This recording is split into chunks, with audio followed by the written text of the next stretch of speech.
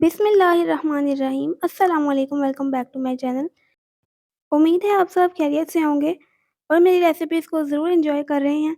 तो आज आपके लिए एक और इतनी आसान रेसिपी लेकर आई हूँ जो आज तक आपके साथ किसी ने भी शेयर नहीं की होगी। बेकरी आइटम्स बनाने के लिए ये ख़ास तौर पे यूज़ की जाती है। अक्सर लोग इसे मक्खन का नाम देते हैं। ये मार्जरीन है या इसे शॉर्टनिंग भी कहते हैं। इसे सिर्फ़ घी से तैयार किया जाता है और मैं इतना आसान तरीका आपके साथ शेयर कर रही हूँ, जिसमें आपको अपने हाथ गंदे करने की भी ज़रूरत नहीं पड़ेगी। तो सबसे पहले मैंने आधा किलो इसके अंदर घी ले लिया। घी आप वो यूज़ करें जो आप घर में इस्तेमाल करते हैं या फिर दानेदार घी इसके लिए बेहतर समझा जाता है अगर आपको दानेदार घी मिल जाए बाज़ार से। तो आपने वही घी जो घर में यूज़ करती हैं, मैं तो सूफ़ी यूज़ कर रही हूँ।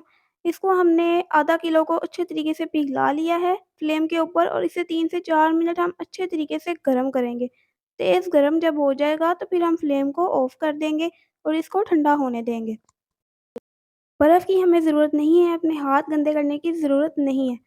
आपको ये रेसिपी पसंद आई, ये मेथड पसंद आए तो फिर लाइक ज़रूर करिएगा। अब मैं एक स्ट्रेनर की मदद से इसको छान कर एक बाउल में निकाल रही हूँ, ये अभी नीम गर्म है। पफ पेस्ट्री में ख़ास तौर पे ये यूज़ किया जाता है और बेकरी में जितनी भी आइटम्स को खस्ता बनाना मकसद हो, उनमें ये बहुत अच्छे से काम करता है। तो आप इसे 2 मिनट में घर में तैयार कर सकते हैं। बाज़ार से बहुत ज़्यादा ये एक्सपेंसिव मिलता है जबकि ये घी है, तो घी तो हमारे पास मौजूद होता है। अब ये ठंडा हो गया तो अब मैं इसको फ्रीज़ कर दूँगी तकरीबन 1 घंटे के लिए, अच्छे से ये जम जाना चाहिए।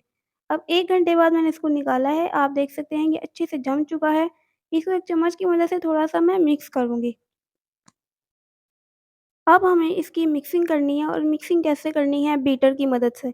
अगर आपके पास इलेक्ट्रिक बीटर नहीं हो, तो फिर जो अंडा फेंटने वाला हैंड विस्क होता है, उसके साथ आप हाथ से करिएगा लेकिन उससे ये है कि आपको थोड़ी पावर लगाना पड़ेगी, थोड़ा आपका टाइम ज़्यादा लग जाएगा। मैंने तकरीबन 3 मिनट के लिए इसको बीट किया है। स्टार्ट पे थोड़ी-सी लो स्पीड है, उसके बाद मैंने 5 स्पीड पे इसको बीट किया है, फुल स्पीड पे। 3 मिनट में आप देखें कैसा फ्लफ़ी हो गया है, कलर इसका वाइट हो गया है। अगर आप इस स्टेज पे इसमें थोड़ा-सा येलो कलर डालना चाहें, उसको मक्खन कलर देने के लिए तो आप डाल सकते हैं, मैंने शामिल नहीं किया है। साइड से थोड़ा-सा इसको क्लीन करते जाएँ क्योंकि साइड पे थोड़ा-सा रह जाता है, वो सही से बीट नहीं होता। तो इस तरीके से इसको बीट करके मैं इसे दोबारा फ्रीज़ करूँगी 15 मिनट के लिए। बीट करने से ये बहुत ज़्यादा फ्लफ़ी और क्रीमी हो जाता है और उसके बाद ये दोबारा से घी के टेक्सचर में नहीं आता। ये मेल्ट होता है, अपनी थोड़ी-सी लिक्विडी शेप में आता है लेकिन ये घी की शेप में दोबारा वापस नहीं आएगा। इसको 15 मिनट फ्रीज़ करने के बाद मैंने बाहर निकाला है और इसको 1 मिनट के लिए दोबारा बीट किया है।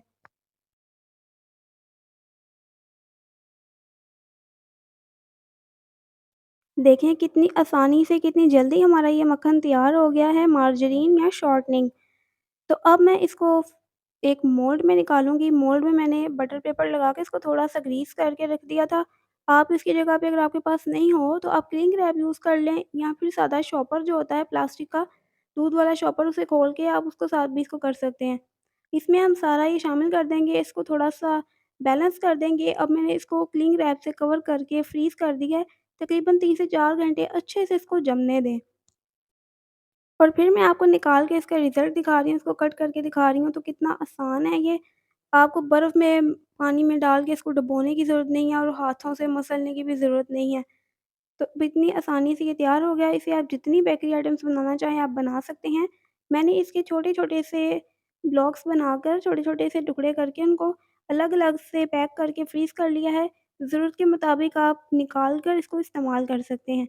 और इसको फ्रिज में ही रखिएगा, बाहर जितनी गर्मी है ये बहुत जल्दी मेल्ट होना शुरू हो जाता है। तो अभी ऐसा मौसम है कि आपको इसे फ्रीज़ ही करना होगा या फ्रिज में एटलीस्ट रखना होगा। तो ये डिफरेंट सा तरीका आपको ज़रूर पसंद आएगा, मुझे यकीन है। अगर ऐसा ही होगा तो मुझे लाइक ज़रूर करिएगा वीडियो को, कमेंट में ज़रूर बताइएगा। नेक्स्ट रेसिपी तक के लिए अल्लाह हाफ़िज़।